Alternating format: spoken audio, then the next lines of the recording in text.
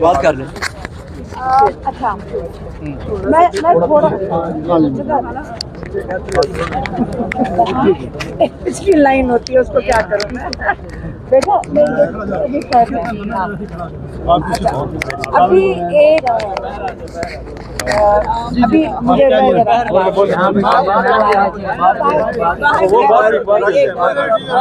बाहर भी हो जाएगी, लेकिन यहाँ जरूरी है कोर्ट के अंदर बाहर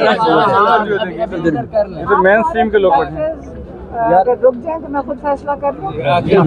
मैडम अच्छा मुझे पता है ये सारे कौन है, मैं इनके साथ कर सकती हूँ। अच्छा अस्सलाम वालेकुम। आज की समात के बारे में मैं थोड़ी सी बात करना चाहती हूँ। फिर से एक बड़ा अहम सवाल पूछूंगी और एक छोटी सी कहानी भी बताना चाहती हूँ कि एक दिन एक बाप अपने बच्चों के लिए जायदाद छोड़ के जाता है। उस जायदाद में से जो एक बहन का है ना जायदाद, वो भाई खा जाता है। ठीक है, बहन को कहो कि अच्छा इंसाफ चाहिए तो आप कोर्ट में चले जाओ। वो कहती मैं अपना रिश्ता नहीं ख़राब करूँगी, यही कहती है ना। हाँ, मैं रिश्ता नहीं ख़राब करूँगी जिसने मेरी जायदाद खा लिया, यही हुआ ना। इसी तरह आप ये जो केस चल रहा है ना, ये इसी किस्म का केस है। वो कहते हैं कि उन्होंने भेजा कि आपके ऊपर कि ये इनकी हुकूमत गिरा दो। ये केस वो है कि इमरान खान ने किसको कहा गद्दारी। उन्होंने कहा गद्दारी वो होती है जब आप मुल्क से बाहर जिन लोगों को आप बताओ या अपना सामान या अपने मुल्क के बारे में बाहर किसी को इन्फॉर्मेशन दो। इमरान खान को सज़ा किस चीज़ के लिए मिल रही है, इसमें दुश्मन कौन था जिसको इमरान ने ये इन्फॉर्मेशन दी है। पहले ये बड़ा ज़रूरी है कि आप आइडेंटिफाई करें कि कौन वो दुश्मन था जिसको इमरान खान ने इस साइफ़र के बारे में बताया कि साइफ़र के अंदर वो वाली इन्फॉर्मेशन है कि इनकी हुकूमत गिरा दो। वो दुश्मन कौन थे? वो पाकिस्तान की अवाम थी। ये केस इमरान खान के ऊपर वो है गद्दारी का कि आपने अपने लोगों को जब बताया है तो आपने किसके साथ गद्दारी किया है। बस सिर्फ ये नहीं समझ आ रही, ये तो समझ आ गई कि अपने लोगों को उनका जब उनका वोट चोरी हो रहा था तो इमरान खान ने उनको बताया तो आपका वोट चोरी हो रहा है। यहाँ तक तो आपको समझ आ रही है। अब बताएं इमरान खान ने गद्दारी फिर किसके साथ की है? अगर अपने लोगों को बताने की गद्दारी की है, और वो कौन है जिसके साथ इमरान खान ने गद्दारी किया है? क्योंकि ये मैसेज फिर से मैं बता रही हूँ, डोनाल्ड लू ने भेजा था जनरल बाजवा के लिए कि इनकी हुकूमत गिराओ।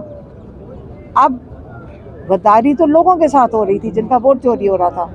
अब नाराज़गी जिसके लिए इमरान खान और शाह महमूद को सज़ा मिली हुई है 10-10 साल की, वो ये है कि आपने बाजवा साहब का पैगाम लोगों को क्यों सुनाया? वो तो सिर्फ बाजवा साहब के लिए था, आपने उन लोगों को सुना दिया। अब मुझे बताएं कि ये सज़ा को सुनते हुए इनको इतने दिन हो गए, जजेस को क्या मुश्किल पेश आ रही है फैसला करने के लिए?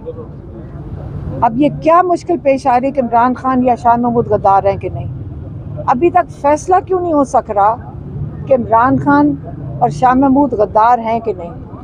जो गद्दारी का तमगा देते बांधते फिर रहे हैं अपने लोगों के साथ बात करने का, तो अब ये वक्त आ गया है कि जजेस को भी पूछा जाएगा।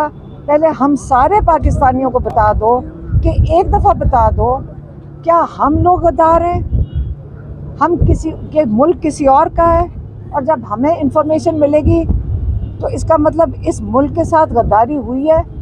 हमें तो ये लगने लग गया जो हम पाकिस्तानी हैं हम गद्दार हैं सारे के सारे, और ये मुल्क किसी और का है।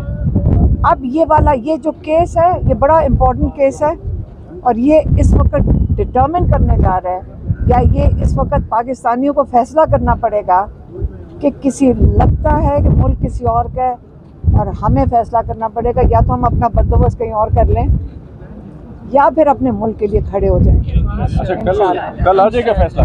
जैसे आप कह रही हैं कि लटकाया जा रहा है, तो कल क्या लगता है? सलमान सफदर साहब तो कह रहे हैं कि कल आ जाएगा इसका। देखिए, ये मैं फिर से कहती हूँ, पहले आप ये तो देख लें इस केस की नौयत। एक जज सज़ा दे चुके 10-10 साल की, क्योंकि अपने लोगों को उन्होंने इन्फॉर्मेशन दी थी। तो वो लोग कौन थे?